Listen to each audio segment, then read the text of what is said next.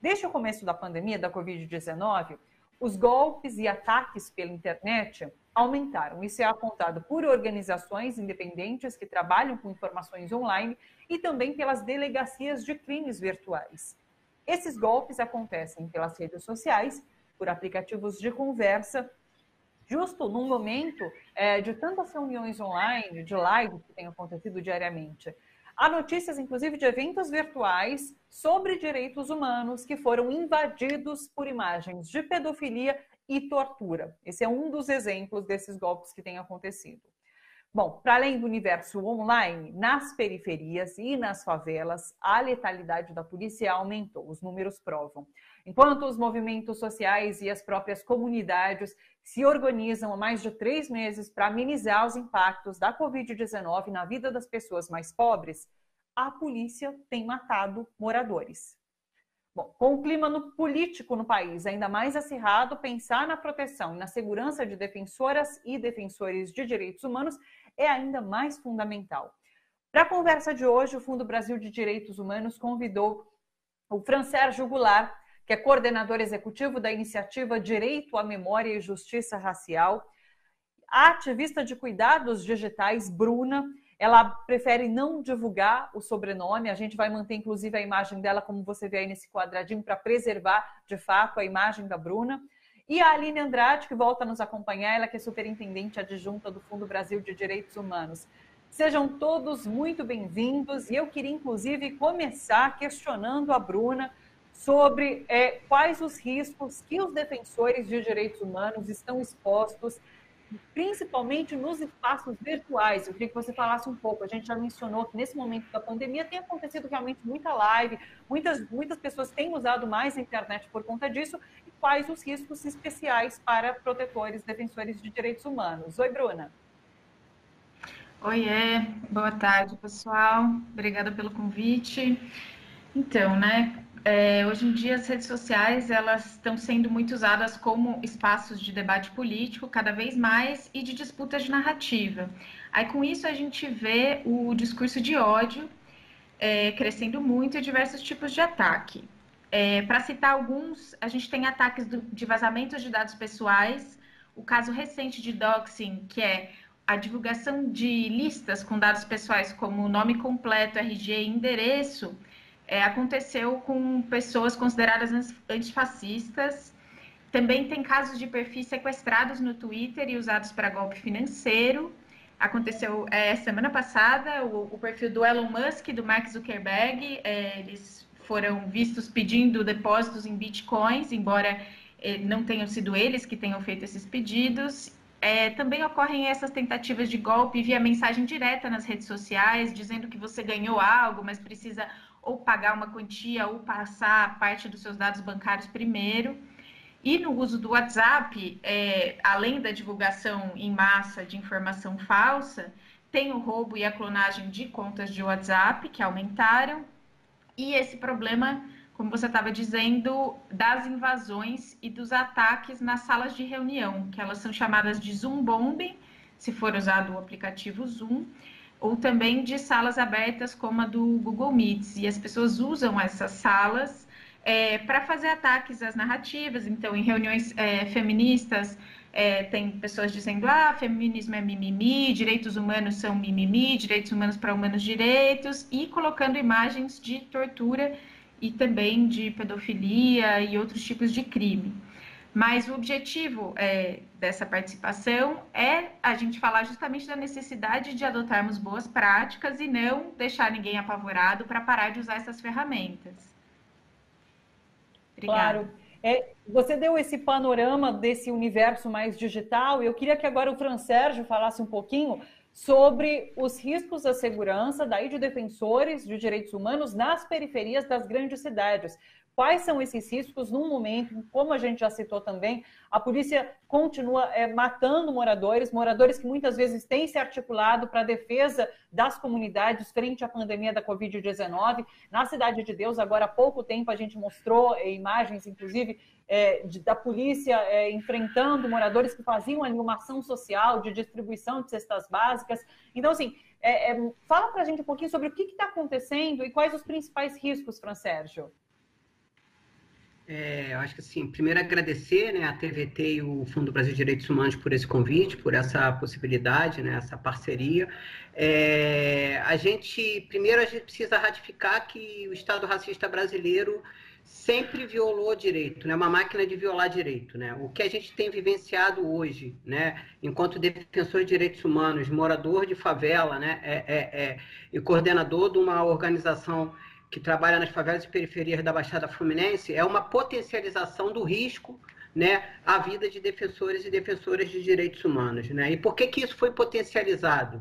Né? Isso foi potencializado a partir do projeto político que foi vitorioso, né, nas últimas eleições e que se alastrou pela sociedade. Ou seja, no Rio de Janeiro, de uma forma geral, a gente vive uma política de segurança pública de milicialização. A gente está falando que a política de segurança pública são as milícias, né? Ou seja, os territórios cada vez mais dominados pela milícia, que faz parte do Estado, né? E isso vem colocando a gente cada vez mais numa situação de risco, né? Então, acho que esse processo eleitoral, né, nas últimas eleições, trouxe esse desafio maior para a gente, né?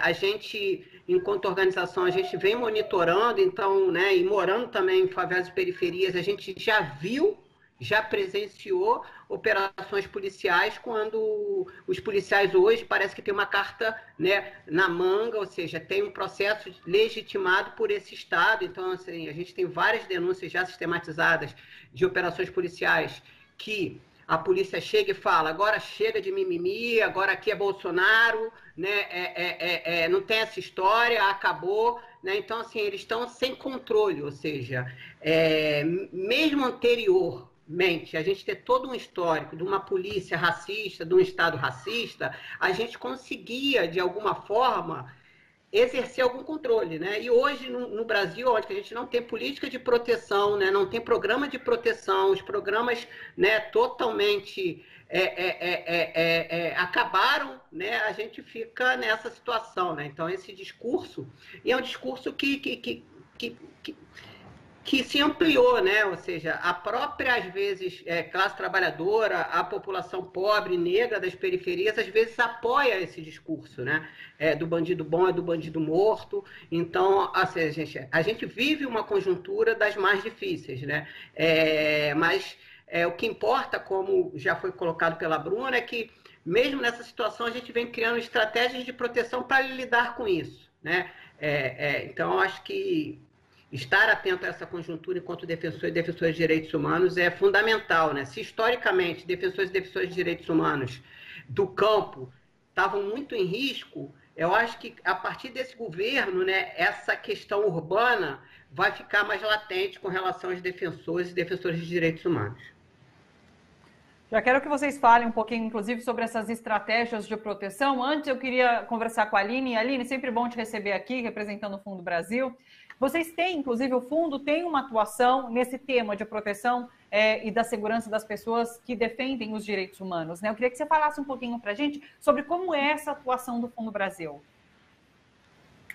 Bom, primeiro agradecer mais uma vez pela oportunidade do Fundo Brasil estar aqui. Boa tarde a todos. Obrigada, Bruna. Obrigada, Francisca.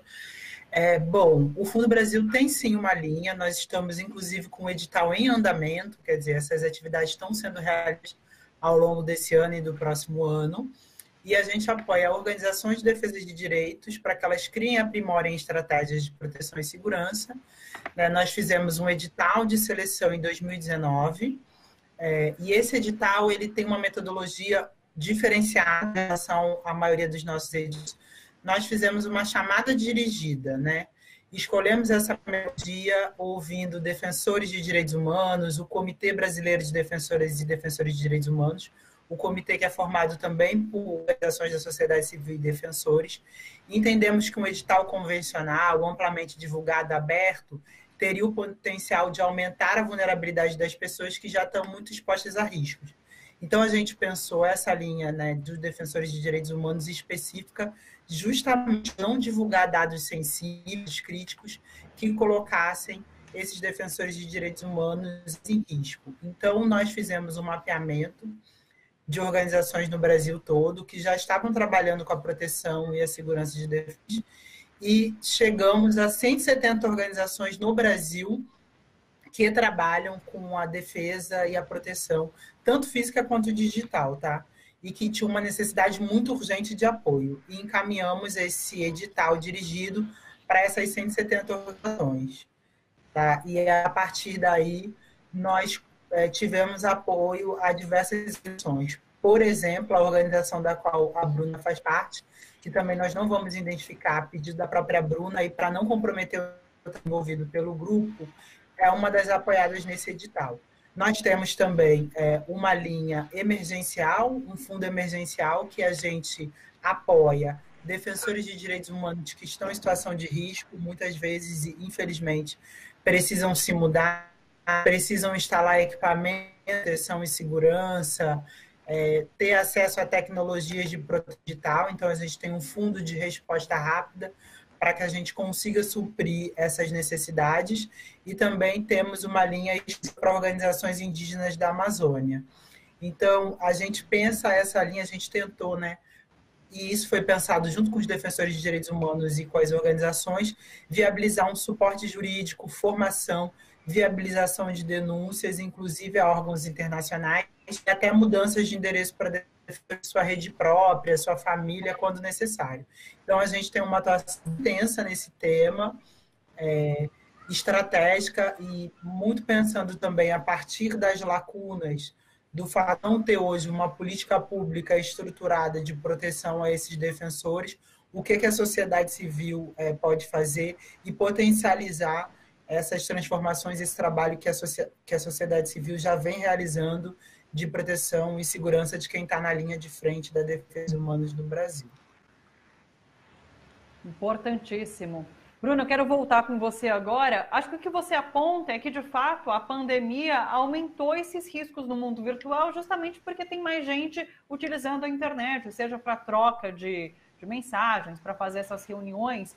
E daí o que eu queria nesse momento é que você desse algumas dicas para as pessoas que estão utilizando mais a internet por conta desse momento. Inclusive, você falou que não quer fazer nenhum alarde. A gente recebeu uma mensagem aqui do Henrique Nunes. Ele falou assim, olha, eu já estou um pouco apavorado. Essa vulnerabilidade do Zoom, por exemplo, foi sanada, acabou? Então, eu queria que você falasse um pouco sobre isso, sobre como se prevenir no uso da internet e, inclusive, apontar para a gente como essas pessoas, defensoras de direitos humanos, têm se prevenido, têm feito com que a sua segurança fosse maior de fato. Oi, certo. Vamos lá, primeiro eu queria, agradecer a Aline e o Fundo Brasil, é por trabalhos e editais como esses que a gente consegue continuar o nosso trabalho, as nossas pesquisas e dar suporte a defensores de direitos humanos. E assim, como ela fala, o físico e o digital, eles são coisas que muitas vezes a gente não sabe quando acaba um e começa outro. Ameaças que acontecem no mundo digital podem passar a ser ameaças físicas e vice-versa. Então, assim, a primeira dica, para não deixar ninguém alardeado, a primeira dica é olhar e fuçar nas configurações de privacidade. Geralmente é só você clicar numa engrenagenzinha, que sempre tem, ou nos 3 botõezinhos que ficam no canto superior direito ou esquerdo, e ver as configurações de privacidade e segurança. Elas, tanto das contas do Google, quanto das redes sociais, como desses aplicativos de conversas. Aí, no WhatsApp, tem uma coisa que a gente recomenda, que é instalar uma verificação de 2 fatores. Aqui, como a gente não tem tempo, não dá para esmiuçar mais, mas é só depois fazer uma pesquisa no Google, é fácil de encontrar. Verificação de 2 fatores. Então, outra coisa é saber sempre e ter controle sobre quem está nos grupos de WhatsApp. Às vezes a gente tem um grupo de WhatsApp com 50, 70 pessoas e vai ali compartilhar uma informação que é sensível da nossa organização.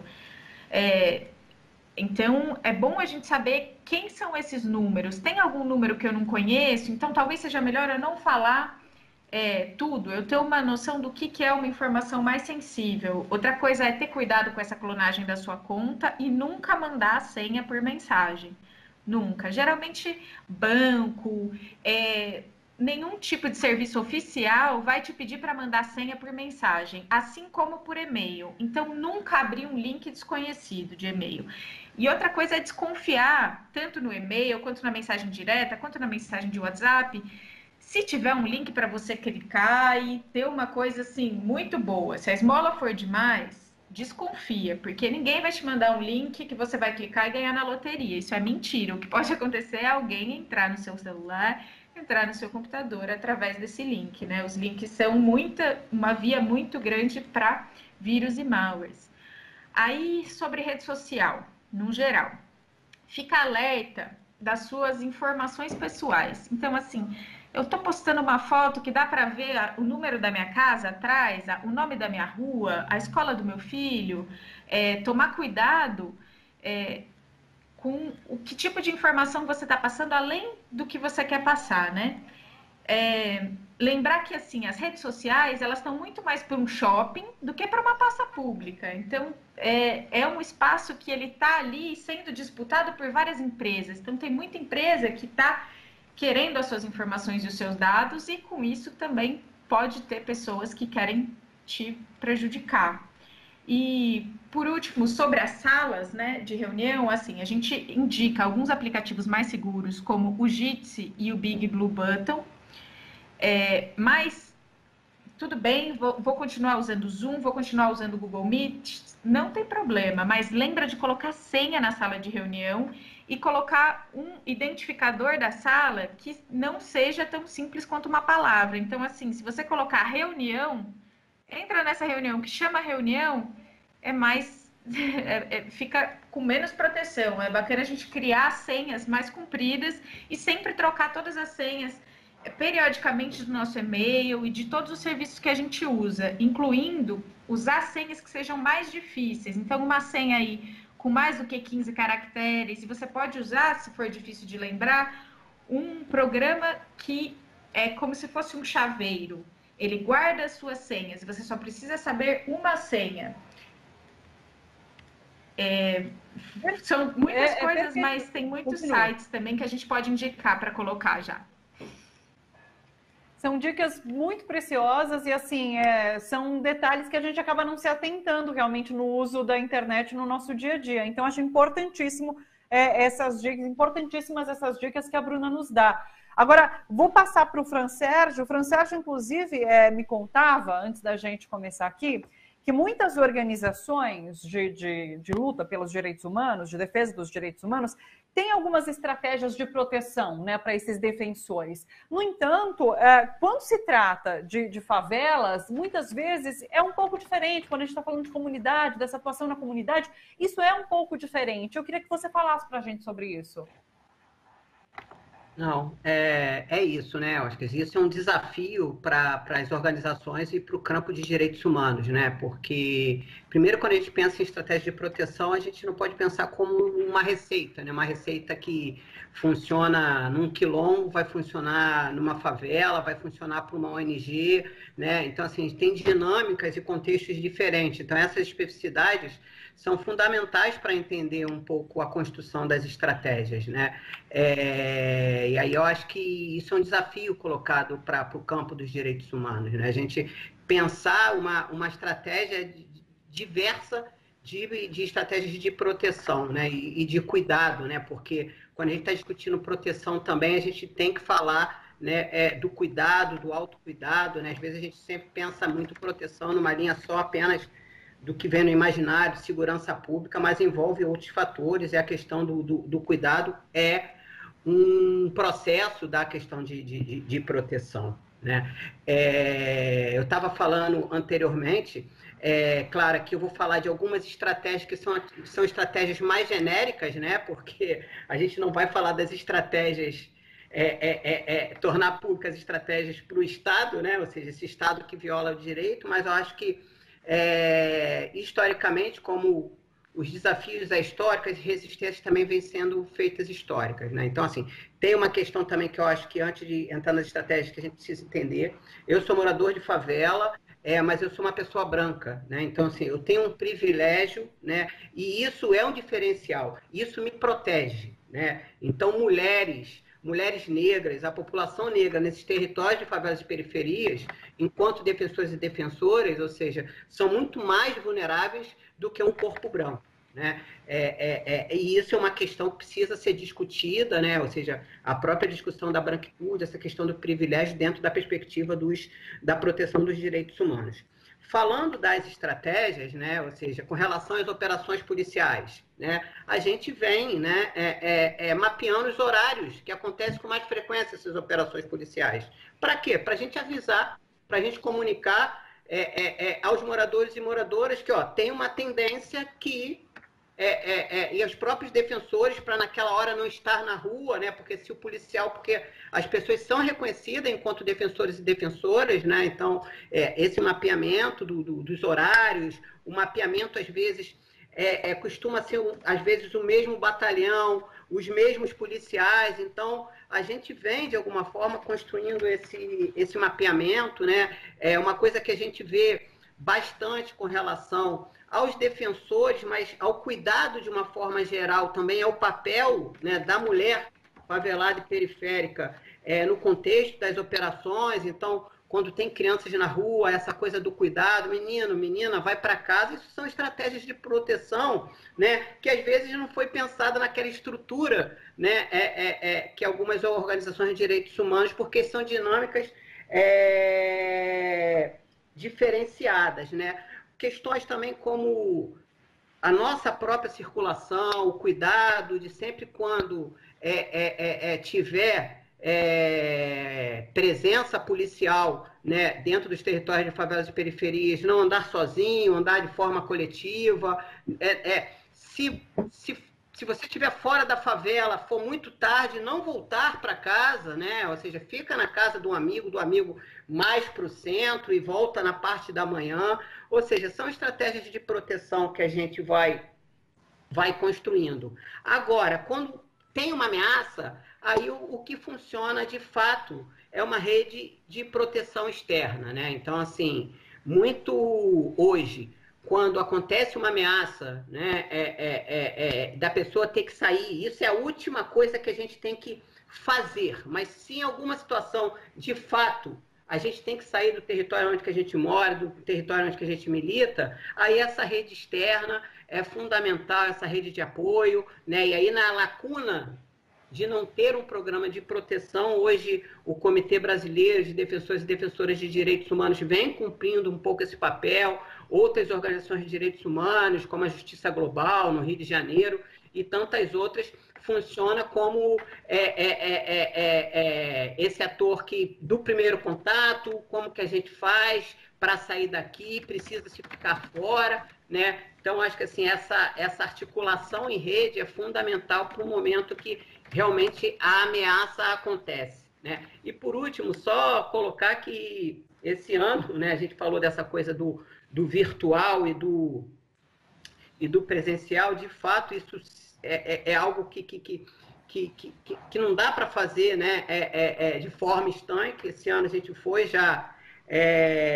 tivemos um ataque de robôs a partir de uma postagem nossa de crítica à polícia, né, e se a gente não tivesse um pouco essas estratégias que a Bruna colocou, né, de ter minimamente uma proteção nas nossas redes sociais, a gente talvez teria perdido as informações do nosso site, as informações da fanpage, das nossas redes sociais, né? Então, assim, são estratégias que a gente vai colocando, né? Mas eu acho que na favela, na periferia, eu acho que a grande proteção é esse espírito que, por mais que a gente viva numa sociedade capitalista, individualista, ou seja, a lógica, né, coletiva do cuidado, né, do vizinho e da vizinha, acabam virando estratégias de proteção, e isso a gente vem sistematizando, vem organizando, inclusive para dizer que isso são estratégias de proteção, né? E é isso que às vezes faz o diferencial com relação ao defensor e defensora de direitos humanos que atua ou que mora nas favelas e periferias. Claro que esse assunto é importantíssimo de se tratar, porque há uma perseguição no país a defensores de direitos humanos. O Brasil é um dos países com mais mortes de defensores de direitos humanos, então é um assunto que precisa ser tratado, essa segurança, como essa segurança tem sido feita dessas pessoas. Aline, só para finalizar, quem quiser ter contato com o Fundo Brasil, entender quais ações estão sendo desenvolvidas, é fundobrasil.org.br, né? Isso. Nossas informações estão no site, você tem acesso ao mapa de todos os projetos que a gente apoia e a temática, um resumo da temática, qual é o projeto e as nossas áreas de atuação, que é apoio à sociedade civil, a ação para direitos humanos também, você encontra tudo por lá. Aline, Bruna, Fran Sérgio, agradeço demais a participação de vocês e as informações preciosas que vocês nos trouxeram. Aline, muito obrigada pelo fundo, sempre participando aqui com a gente. Um beijo para vocês e até uma próxima. Boa tarde. Boa tarde. Tchau, tchau. Obrigada. Tchau, tchau. Até.